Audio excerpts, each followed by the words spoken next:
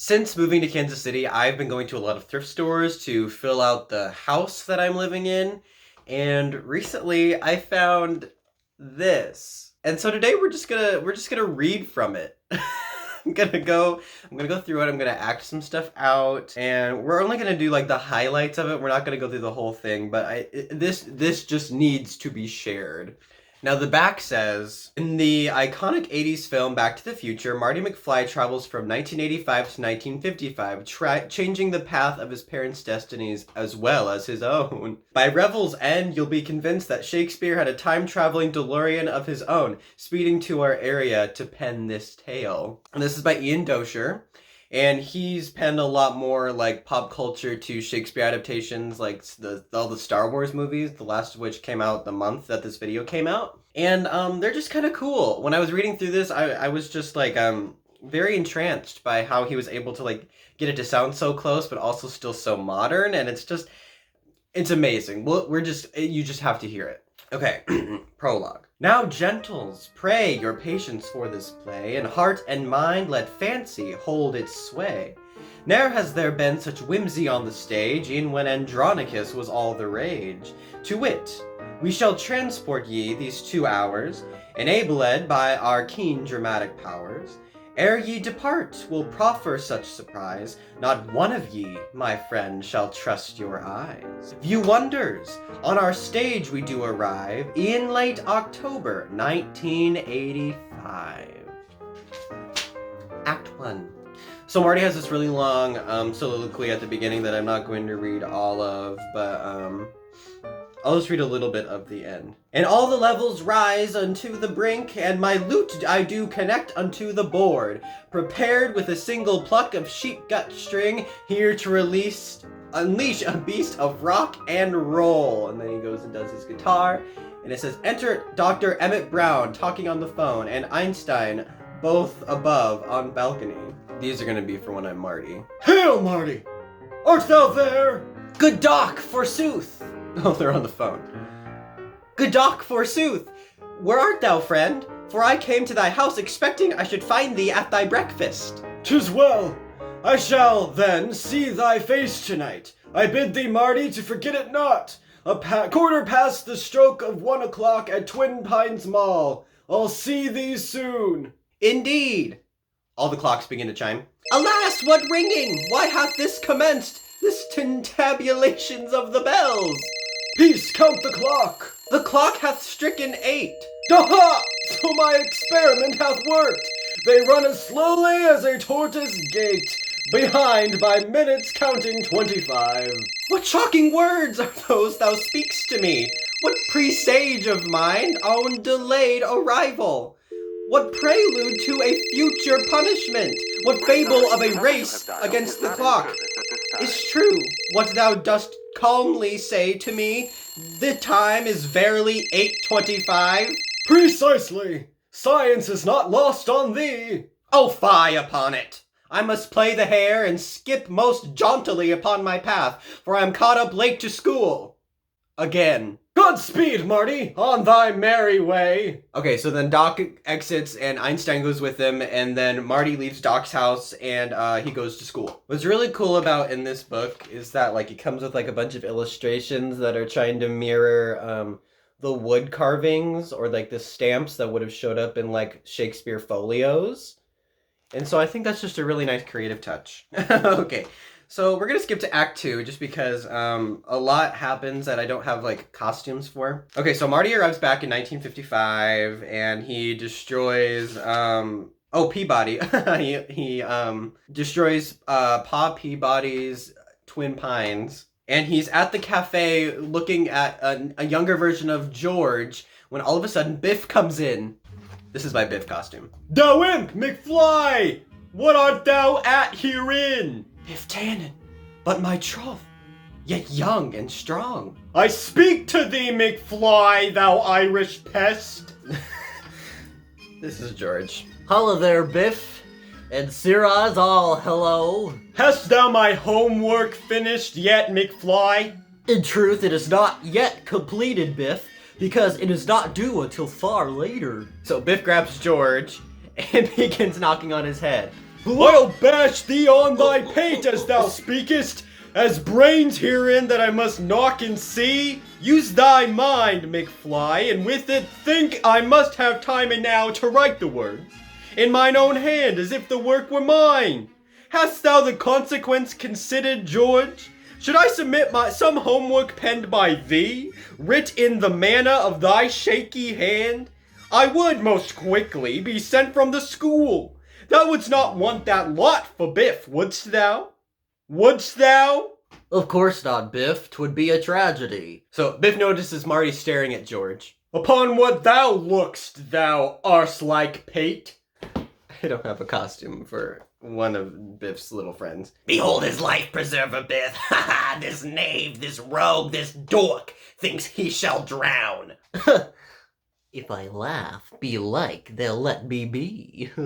About the homework I acquire, McFly. Forsooth it, Biff, I shall finish it tonight, delivering it to thee upon the morrow. Shall this suffice? It shall, but not too early. My wont on Sundays is to slumber late. Oh, look below, McFly. Your shoes untied. Oh. Okay, so now we're gonna skip forward a little bit to when we're gonna go to when Marty and Lorraine meet for the first time. So Marty just got hit by a car, and now he's sitting with the young version of his mom. In all my childhood hopes and girlish dreams, ne'er did I think the angels would deliver a man unto my house, my room, my bed. Such riches almost are too much abundance. Yet I shall manage. For this injured youth is muscular and shapely, like a Greek, and I, like Circe, shall give him my welcome. Oh, mother, art thou there? I hear thy voice. Be still, my dear, relax. Thou hit thy head, and hast been sleeping near now 9 hours. A nightmare horrible was mine this night, wherein I was a traveler back in time. Such hideous things I saw, that with the sight I trembled, waked, and for a season after could not believe that I was in hell. Such terrible impression made the dream. Thy dream is over. Thou art safe and sound back in the year of 1955. What folly speakest thou? 1955? Oh, can it be true? Thou art my Yet how to end this word? Is't my mother?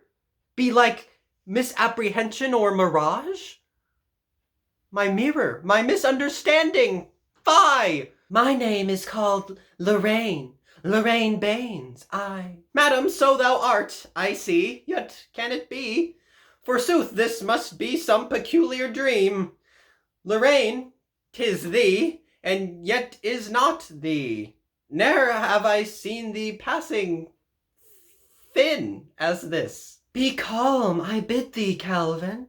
Thou hast earned a bruise upon thy pate for thy brave deeds. I would be gone, but whither flew my pants? Just there, atop my hope chest, yea, wherein I place the articles of my desire.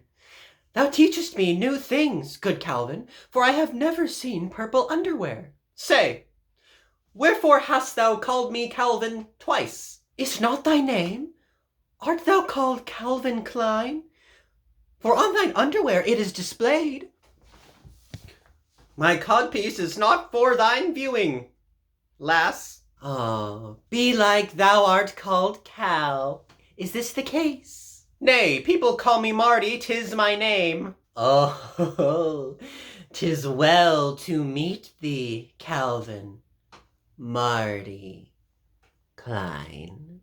Is't agreeable that I sit here? Oh, fine. 'Tis fine. 'Tis well and fine. Fine well. I'm looking for another scene with Biff in it because I really liked that. Okay, I can't find another one with Biff, but we're going to go to the end after the school dance. The music was most interesting, Marty. Not good, nay, no, but interesting 'twas. Judicious are thy words, just shy of praise. Beg pardon, Marty, yet if thou mind not, George asked if he could take me home tonight. Such news rings like the sweetest bells of heaven. that e'er did ring upon a bleak man's ears.